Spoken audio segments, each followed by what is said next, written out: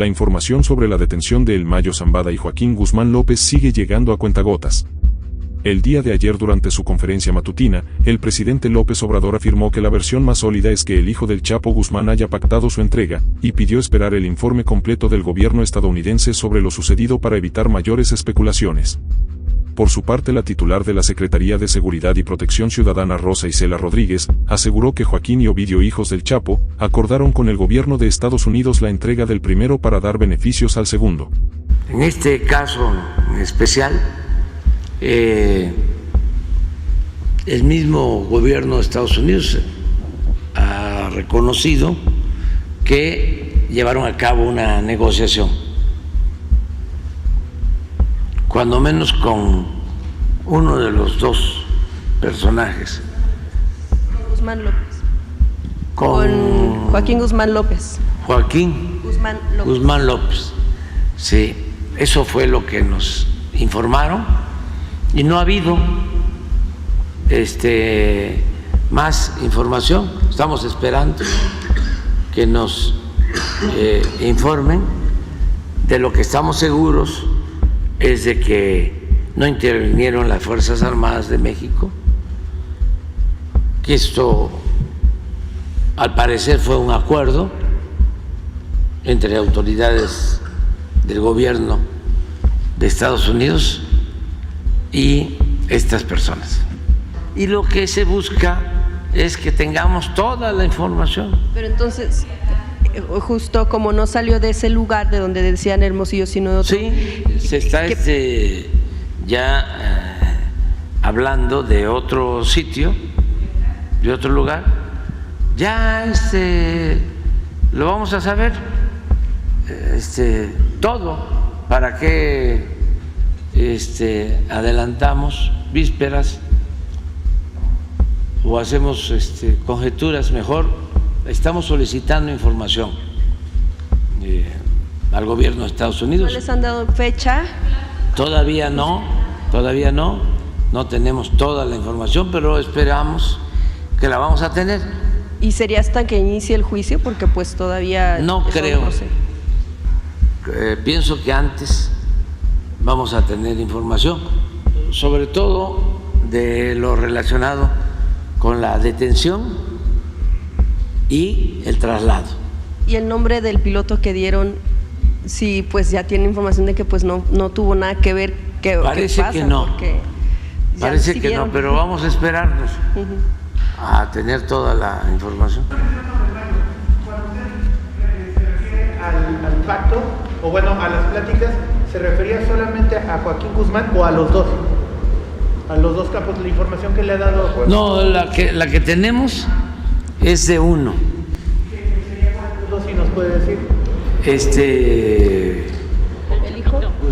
Guzmán López. Del Mayo no le han informado nada. No, lo que nos informaron fue de Guzmán López. O sea, es que tenían ellos, ¿por qué no explicas?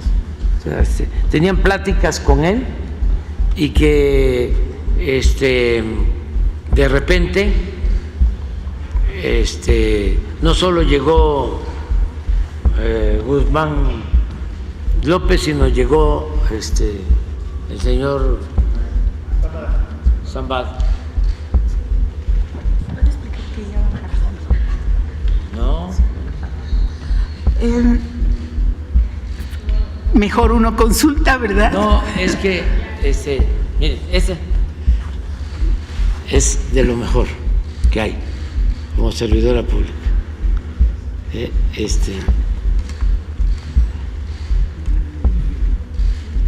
Pero en este asunto, lo que queremos, aunque ustedes además lo hacen de manera legítima, es su trabajo de ustedes, ustedes son mirones profesionales, quieren más información, nosotros tenemos que cuidar hasta tener información oficial, ¿sí? Porque es un asunto delicado. Imagínense ustedes, si no es delicado, que como aquí se dijo, estamos hablando de uno de los grupos de más fama, tradición y actividad ilícita durante mucho tiempo. Entonces, nosotros no queremos que una decisión que se tomó en este sentido, este acuerdo o no acuerdo, nos vaya a generar un conflicto interno mayor, que nosotros tenemos que cuidar, sobre todo la vida de los mexicanos, de todos los mexicanos, de todos. Entonces, no queremos especular, sino vamos a actuar a partir de la información. Entonces, pues ya lo dijo, presidente. No, de lo que te informaron a ti oficialmente y hasta donde tenemos información. De acuerdo, presidente. La parte de lo que corresponde, de lo que aquí ya se ha informado, es que en Estados Unidos hubo un acuerdo entre las personas que están, digamos, en reclusión con las personas que están libres, y hubo un acuerdo entre ellos para la entrega respectiva, para que fueran a entregarse a Estados Unidos, y pues básicamente en eso consiste, y todo lo demás que se ha dado, que es público, que así han sido, digamos, las condiciones, y que fueron capturados en Estados Unidos sin la intervención de México. A nosotros nos importa mucho recalcar esa parte, decir en qué sí participamos y en qué no, y seguimos con Estados Unidos como aquí se ha presentado cada 15 días la serie de extradiciones que se han hecho en cumplimiento con nuestros acuerdos, pero sobre todo con el trabajo que hay diariamente de las Fuerzas Armadas, de la Secretaría de la Defensa, de la Secretaría de la Marina, de la Guardia Nacional, de todo el Gabinete de Seguridad, incluyendo a Relaciones Exteriores y a Gobernación, por supuesto, y que entre todos hacen toda la colaboración en relación con las materias de seguridad, de migración y otras con el gobierno de Estados Unidos. Entonces, cuando haya más información, aparte de la que han dado, que sí han estado proporcionando información, pero aún creemos que es, pues que no es el total de información que nosotros quisiéramos, como aquí lo ha dicho el presidente. Entonces, esperamos que pronto, que a final de la semana tendremos ya un reporte completo de las autoridades de Estados Unidos, pues porque hemos estado trabajando bien en colaboración con ellos, y pues no queremos tampoco tanta información, sino lo relativo a la llegada del vuelo, a la llegada de esta entrega o captura, pero de manera oficial. Eso es lo que queremos. Abusando nada más, ¿el acuerdo se refiere a los hermanos Ovidio y Joaquín? Así es. Gracias. O sea, Chapo Guzmán estaría pactando. Sin embargo, hasta el momento se desconoce cómo es que el Mayo Zambada fue asegurado junto con Joaquín Guzmán López el pasado 25 de julio en un aeropuerto de Texas en Estados Unidos. Evidentemente esa información no ha sido enviada al gobierno mexicano en tiempo y forma, y dado el transcurso de los acontecimientos, no parece que exista un interés legítimo para revelar dicha información por parte de Estados Unidos. Después de todas las versiones inverosímiles que han difundido diversos medios, la posibilidad de que tanto el Mayo Zambada como Joaquín Guzmán López se hayan entregado de manera voluntaria, cobra más fuerza por los hechos sucedidos no solo en su detención, sino posterior a su captura. Desde su arribo a Estados Unidos, el Mayo Zambada ha recibido un trato médico especial que no se otorgaría a un prisionero común. El Mayo está siendo tratado médicamente con todo lo que necesita. Si hubiera sido detenido en otras condiciones seguramente hubiera sido llevado a una cárcel hospital, donde recibiría atención médica, pero no con las prerrogativas tan grandes que está recibiendo actualmente. Además hay que destacar la ausencia de reacciones violentas en las áreas de influencia del cártel de Sinaloa después de las capturas. Recordemos lo que sucedió durante el denominado Culiacanazo, cuando intentaron detener por primera ocasión a Ovidio Guzmán. Si se hubiera dado la supuesta y absurda traición y entrega del Mayo Zambada, la organización que encabezaba no se hubiera quedado con las manos quietas. Es imposible que el Mayo Zambada haya sido engañado por Joaquín Guzmán López para ir a inspeccionar supuestos terrenos, cuando el también apodado señor del sombrero apenas puede caminar, tal como se le vio en su primera audiencia en la Corte de Estados Unidos en una silla de ruedas. O la francamente ridícula versión de que fue prácticamente secuestrado y amarrado al avión para llevárselo por la fuerza tras una emboscada. Ni Joaquín Guzmán López, ni nadie, tenía la capacidad de engañar al Mayo Zambada. No vale la pena especular más sobre la historia real de la entrega, captura, secuestro o traición de El Mayo Zambada y Joaquín Guzmán López, pues las versiones de los detenidos y sus abogados son dudosas y contradictorias, mientras que el gobierno de Estados Unidos decidió dar una versión francamente increíble, que los capos les cayeron del cielo sin esperarlos, según informó el gobierno de México. En nuestra opinión, tanto el Mayo Zambada como el hijo del Chapo Guzmán pactaron su entrega voluntaria, con la finalidad de obtener beneficios mutuos.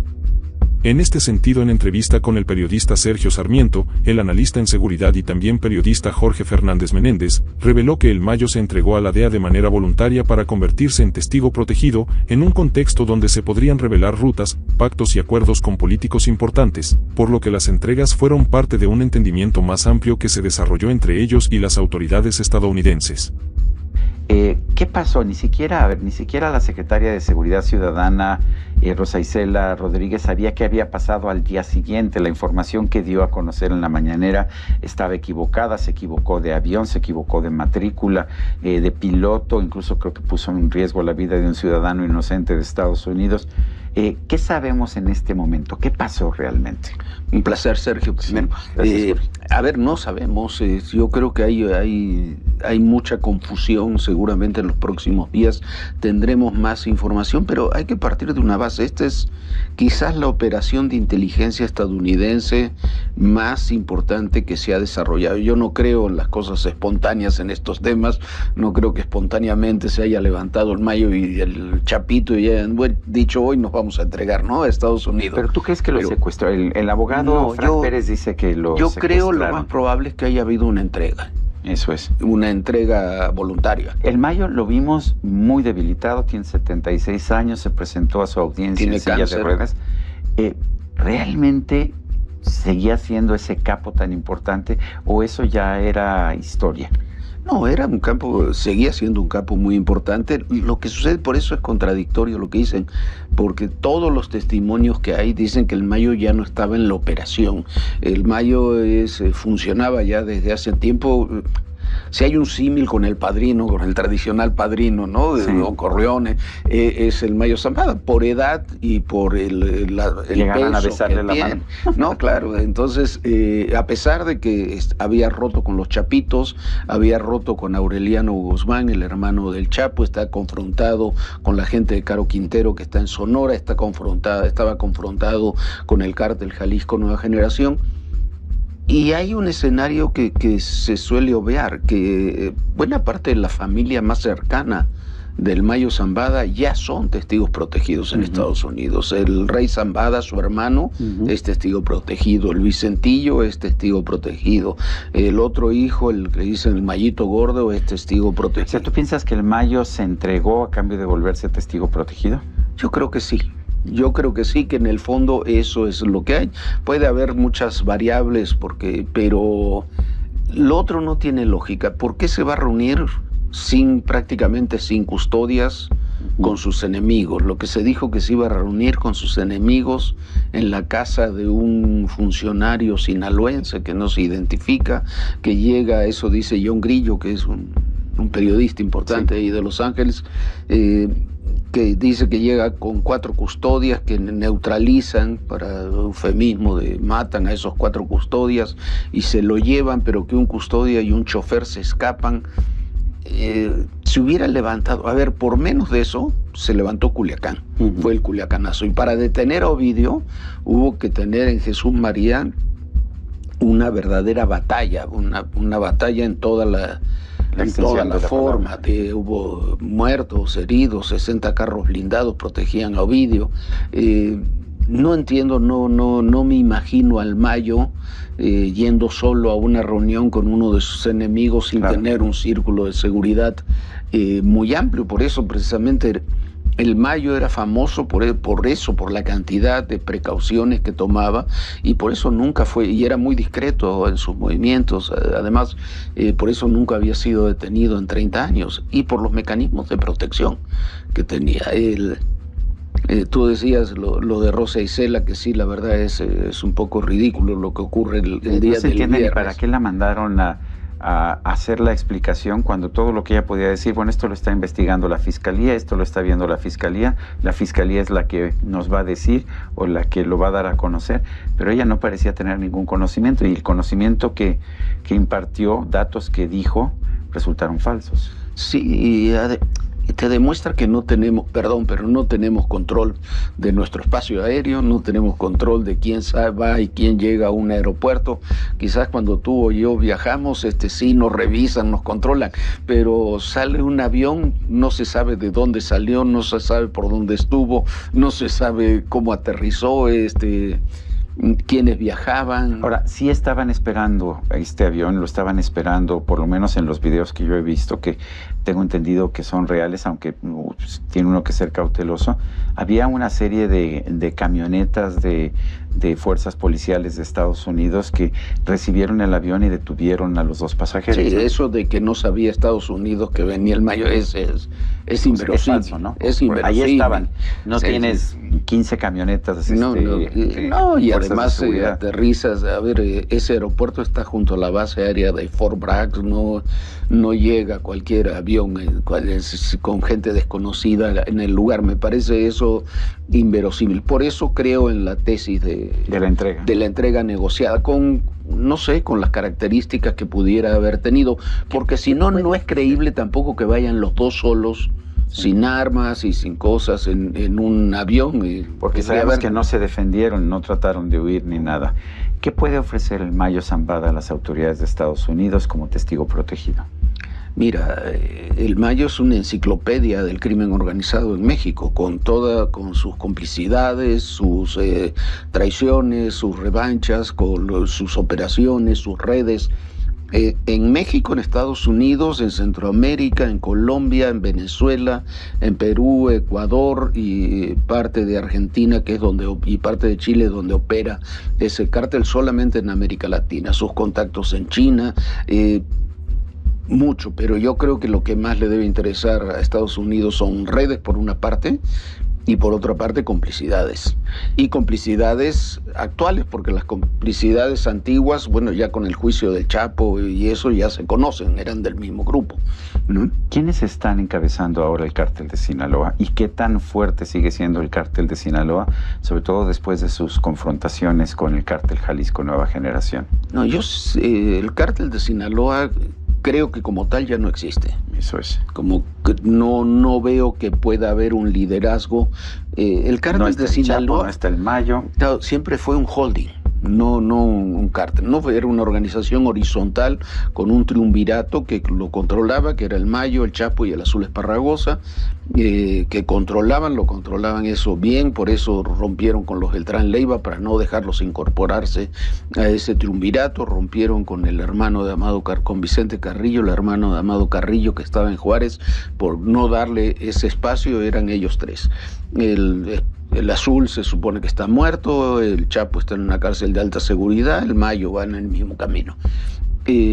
Entonces ese cártel ya no queda. Ya estaba dividido antes de estos hechos, con el grupo del Mayo Zambada, el grupo de Aureliano Guzmán, del hermano, y el grupo de los Chapitos, con el grupo de los Chapitos teniendo una preeminencia muy fuerte. Pero nos encontramos que de los 4 Chapitos, ya 2 están en Estados Unidos. El Nini, que era su jefe de seguridad, también está en Estados Unidos. ¿Qué pasa con Iván Archibaldo? ¿Sigue siendo relevante, no relevante? Yo creo que sigue siendo el jefe. Creo que de todos los líderes que quedan es el aparentemente más poderoso, pero queda debilitado también porque sus medios hermanos se entregan a la justicia y se convierten en testigos protegidos, ¿no?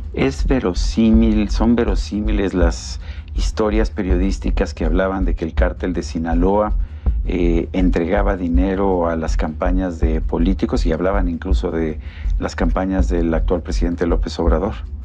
Mira, no sé si le entregaban, pero que entregaban campaña ellos, el cártel Jalisco, los de Tamaulipas, todos se entregan campañas a quien les conviene.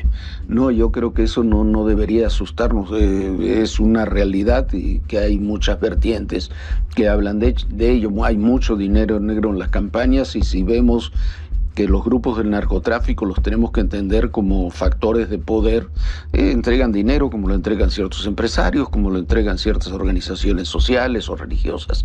Entonces entregan dinero a las campañas. A mí me preocupan más cosas que han ocurrido, por ejemplo, en la elección de Rubén Rocha en Sinaloa, que es una intervención activa del narcotráfico, secuestrando a los operadores políticos de la operación la noche de la elección, liberándolos 2 días después. Hay un hecho que no sabemos qué ocurrió el mismo día de la caída de la entrega o caída de la detención, vamos a llamarle, del Mayo y del Chapito, que es el asesinato de Melesio Cuen, político sinaloense que también es muy tiene extraño. Que ver con la entrega del Mayo? No sé, hay quienes en Sinaloa, creo que en Río 12 o en algún medio de Sinaloa, decían que quizás la reunión se iba a hacer en su casa. Me resulta muy inverosímil también. Es un hombre que estaba muy enfrentado, pero muy enfrentado con Rubén Rocha, con el gobernador. Yo creo que sobre todo en Sinaloa, en Sonora, en Durango, debe haber mucho temor en el ámbito local, porque son relaciones construidas durante 10, 20, 30 años de liderazgo del Mayo al frente de ese grupo criminal, ¿no? ¿Qué tendría que hacer Claudia Sheinbaum a partir del 1 de octubre para controlar esta situación, para reducir la violencia, para tratar de quitarles poder a los grupos del crimen organizado? Mira, yo creo que Claudia, la gente de la doctora Sheinbaum, tiene un buen diagnóstico de cómo están las cosas, creo. Bueno, tienen a Omar García Harfuch ahí en el equipo. Tienen a Omar, y me imagino que, por lo que tengo entendido, tienen ya contactos con militares y eso que están viendo. Lo que sí es claro, yo lo escribí esta semana, yo creo que esta caída, esta detención del Mayo y el Chapito son el epitafio de abrazos y no balazos, ¿no? Ya no, esa estrategia ya no tiene ningún realmente la estrategia, porque por un lado nos dicen que ya no hay guerra contra las drogas, que la estrategia es abrazos y no balazos, pero cada 15 días el secretario de la Defensa dice cuántos detenidos hay, cuántos laboratorios confiscados, cuántos plantíos de marihuana, cuántas personas abatidas, y si no mal recuerdo, la propia secretaria de Seguridad hablaba el otro día de 65,000 detenciones a lo largo de este sexenio. Eso no parece una política de abrazos. No, hay lugares donde los balazos están al orden del día, Tamaulipas, Michoacán, partes de Sinaloa. Lo que sucede es que creo que la política de abrazos y no balazos consistía en otra cosa, consistía en no pegarle a los jefes, el Mayo, el Mencho, con la teoría de que si tú le pegabas a ellos había desorganización y podía haber más violencia. Era golpear el avispero. No, golpear el avispero, me parece correcto, y yo creo que se demostró que no funciona, así que lo único que logra es un empoderamiento criminal. Los golpes a los capos, yo sé que el narcotráfico sigue cuando golpeemos, aunque golpeemos a los capos, pero desarticulas redes, le conflictúas la vida, tienes mayor facilidad si sigues golpeando. El problema que hemos tenido en el tema del narcotráfico, que esto ha comenzado, que queremos desde el gobierno de Carlos Salinas hasta aquí, y no ha habido, en realidad desde Miguel de la Madrid hasta aquí, y no ha habido una política que dure más de un sexenio. Cada sexenio cambian las estrategias, cambian los hombres y mujeres encargados de ella, cambian los objetivos, entonces así es muy difícil llevar algo. Pero regresando a la pregunta y muy rápido, Claudia tiene que revisar, y creo que lo va a hacer, el esquema de seguridad, la estrategia, la distribución de tareas e implementar un organismo de inteligencia que realmente funcione, porque aquí hay una falla brutal de la inteligencia mexicana, ni siquiera tenemos ni la más remota idea de lo que sucedió. Jorge Fernández Menéndez, gracias por esta conversación.